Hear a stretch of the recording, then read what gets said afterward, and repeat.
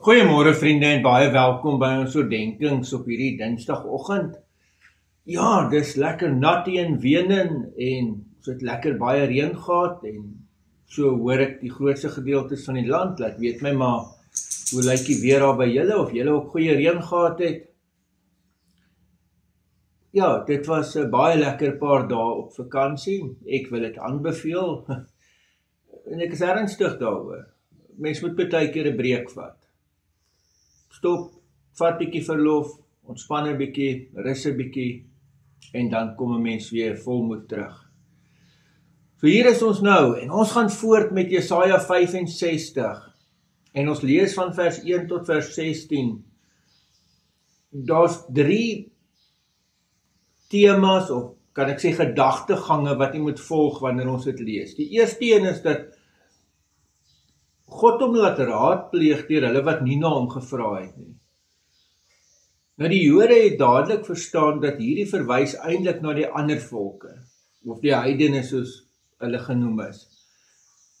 Sodat God se genade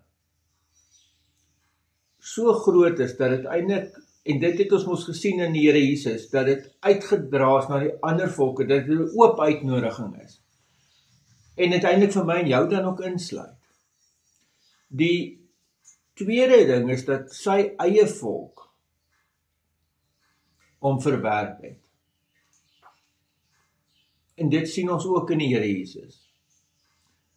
Die derde gedagte is dat daar 'n stukkie oorbly, 'n oorblyfsel. Hier word 'n baie mooi beeld gebruik rondom dit. Maar reg deur die teks kry ons daar's 'n oorblyfsel, 'n klein groepie wat vashou aan die Here en wat hom getrou dien. Maar kom ons lees hierdie teks. Ek het my laat raadpleeg deur hulle wat nie na my gevra het nie. Ek het my laat vind deur hulle wat my nie gesoek het nie. Ek het gesê, hier is ek, vir 'n nasie wat nie na my naam genoem is nie.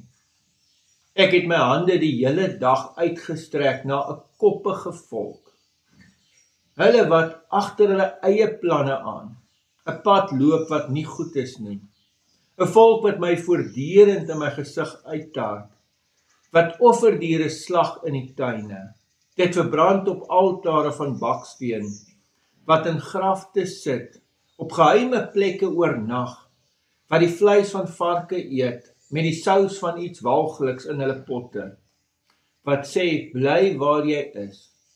Moenie naby my kom nie, want ek is te heilig vir jou. Sulke mense is rook in my neus, 'n vuur wat die hele dag smeel. Kyk, voor my staan geskryf, ek swyg nie, maar ek vergeld. En ek sal vergeld in hulle skote, julle sondeskuld saam met die sondeskuld van julle voorouers, sê die Here.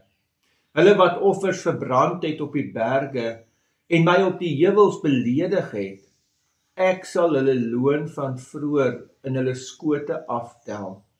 So sê die Here.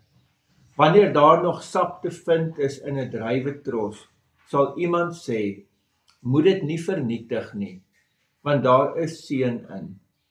So sal ek optree ter wille van my diensknegte, sodat alles nie vernietig word nie.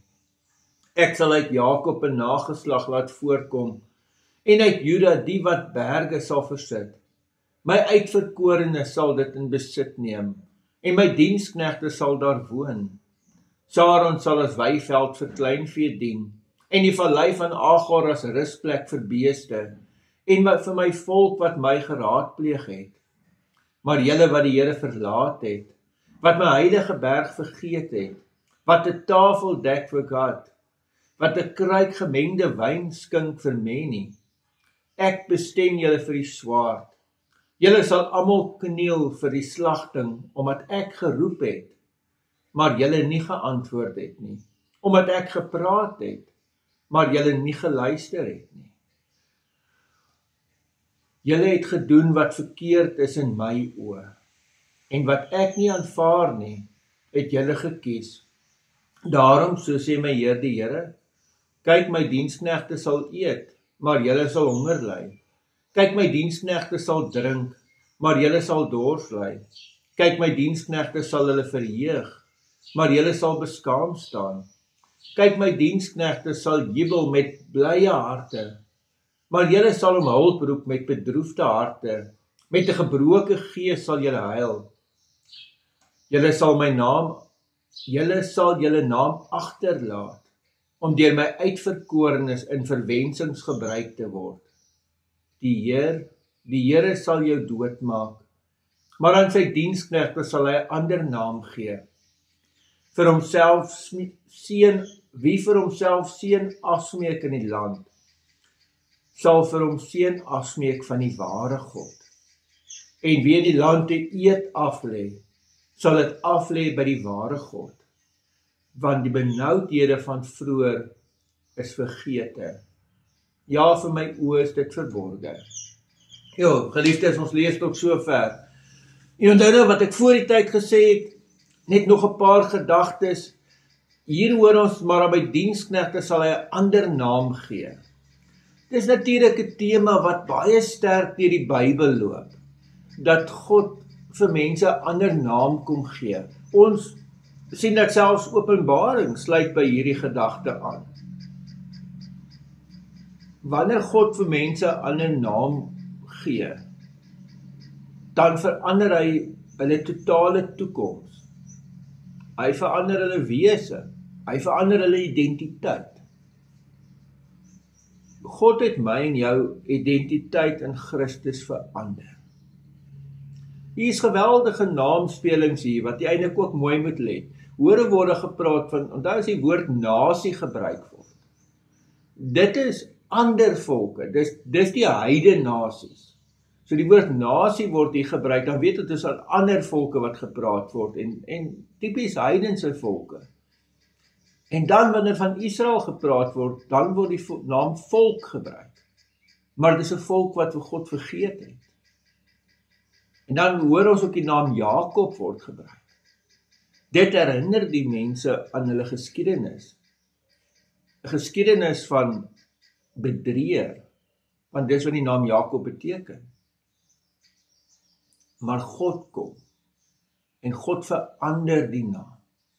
God gee 'n nuwe naam. Hy gee daarmee 'n nuwe betekenis, nuwe identiteit, ook vir jou. So geliefdes, hoor dat jy in Christus 'n nuwe identiteit het. Jy is nie meer dit wat oor jou lewe gesê is nie. Al die negatiewe goed wat gebeur het, wat jy dalk gedoen het. Jy is nie meer dit nie.